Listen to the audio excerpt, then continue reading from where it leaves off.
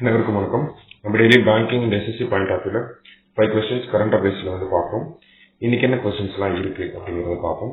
First question பாத்தீங்கன்னா, who is appointed as chairperson of national human rights commission அப்படின்னு சொல்லி கேட்டிருக்காங்க.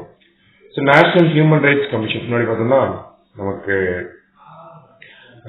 அந்த அப்பாயின்மெண்ட் அப்படிங்கிறது ஜூன்லேயே முடிச்சிருக்கும். ஸோ இடையில கொஞ்சம் மாசங்கள் பார்த்தோம்னா நமக்கு நேஷனல் ஹியூமன் ரைட்ஸ் கமிஷனோட ஹெட் இல்லாம தான் இருக்குது.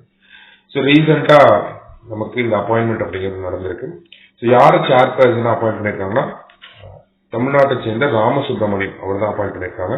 ஸோ இவர் தான் வந்து பார்த்தோம்னா 9th சேர்பர்சனா இருக்க போறாரு. ஸோ நேஷனல் ஹியூமன் ரைட்ஸ் கமிஷனோட சேர்பர்சனை பொறுத்த வரைக்கும் பார்த்தோம்னா இவரோட term 3 years or 70 years of age, whichever is earlier அப்படின்னு சொல்லுவாங்க. சரிங்களா, 3 வருஷம் இருப்பாங்க, இல்லாட்டி 70 வயசு வரைக்கும் பதவியில் வந்து இருப்பாங்க. இவங்களை செலக்ட் பண்றதுக்குன்னு ஒரு செலக்ட் கமிட்டி இருக்கு. அந்த செலக்ட் கமிட்டியில யாரெல்லாம் இருப்பாங்க அப்படின்னு பார்த்தோம்னா, prime minister, leader of opposition இன் லோக்சபா ராஜ்யசபா, அடுத்தது நமக்கு speaker of Lok Sabha, deputy chairperson of Rajya Sabha, கடைசியா ஹோம் மினிஸ்டர். இவங்க எல்லாரும் சேர்ந்துதான் நமக்கு நேஷனல் ஹியூமன் ரைட்ஸ் கமிஷனோட சேர்பர்சனை செலக்ட் பண்ணி கொடுப்பாங்க. அது பிரசிடென்ட் வந்து அப்பாயிண்ட் பண்ணுவாங்க. சரிங்களா, ஸோ தெரிஞ்சுக்க வேண்டிய விஷயங்கள் இது எல்லாமே. அடுத்ததான் பார்த்தோம்னா, chaser and target are payloads of which mission அப்படின்னு சொல்லி கேட்டிருக்காங்க. chaser and target இது ரெண்டையும் பொறுத்த வரைக்கும் பார்த்தோம்னா நமக்கு இஸ்ரோவோட ஸ்பேஸ் டாக்கிங் எக்ஸ்பெரிமெண்ட் அதோட பேலோட்ஸ் தான் இந்த chaser and target ரெண்டுமே.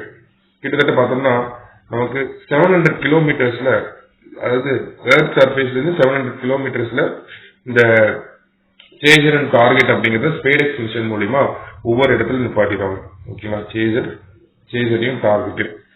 ஸோ ஸ்பேஸ்ல வச்சு இதை கப்பிள் பண்றது மட்டும்தான் இந்த ஸ்பேடெக்ஸ் எக்ஸ்பெரிமெண்ட். அந்த கப்ளிங்க தான் இங்கிலீஷ்ல இன் டேர்ம்ஸ் ஆஃப் ஸ்பேஸ்ல பார்த்தோம்னா நமக்கு டாக்கிங் அப்படின்னு சொல்லுவாங்க. நிறைய ஹாலிவுட் மூவிஸ்ல வந்து பார்த்துருக்கீங்க. சரிங்களா, so chaser and target are payloads of which mission அப்படின்னா நமக்கு ஸ்பேடெக்ஸ் மிஷன். சரியா, அடுத்தது Manchester square is located in which city அப்படின்னு கேட்டுருவாங்க.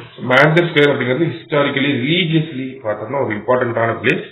பிகாஸ் இங்கதான் வந்து நமக்கு ஜீசஸ் கிரைஸ்டோட வாழ்ந்திருக்காரு, அந்த மாதிரியான விஷயங்கள்லாம் நமக்கு இருக்கும். சரிங்களா, ஸோ மான்செஸ்டர் ஸ்கொயர் எங்க இருக்கு அப்படிங்கறத கேட்டிருக்காங்க. It is located in Bethlehem. Bethlehem எங்க இருக்கு அப்படின்னா நமக்கு பாலஸ்தீன்ல வந்து இருக்கு. சரிங்களா, ஸோ பெத்லஹம் இன் பாலஸ்தீன், இங்கதான் வந்து நமக்கு அந்த மான்செஸ்டர் ஸ்கொயர் அப்படிங்கிறது இருக்கு. அடுத்ததா, who is appointed as the governor of Bihar அப்படின்னு கேட்டிருக்காங்க. ஸோ முன்னாடி கேரளாவோட கவர்னரா இருந்த ஆரிஃப் முகமது கான் அவரை தான் வந்து இப்ப பீகாரோட கவர்னரா அப்பாயிண்ட் பண்ணியிருக்காங்க. சரியா, லாஸ்டா the man-made object which went closest to the sun அப்படின்னு கேட்டிருக்காங்க. கிட்டத்தட்ட 38 lakh கிலோமீட்டர்ஸ். ஓகேங்களா, இவ்வளோ க்ளோசஸ்டா சன் பக்கத்துல போனது எது அப்படின்னு பார்த்தோம்னா பார்க்கர் சோலார் ப்ரோப் தான். இது பார்த்தோம்னா நமக்கு வீனஸ் அப்படிங்கிற இந்த பிளானட்டோட ஆர்பிட்டை பேஸ் பண்ணி தான் நமக்கு பார்க்கர் சோலார் ப்ரோப் வந்து ரன் ஆயிட்டு இருக்கு.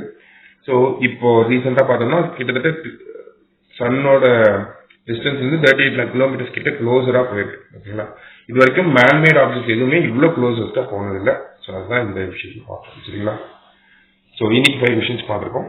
தேங்க்யூ.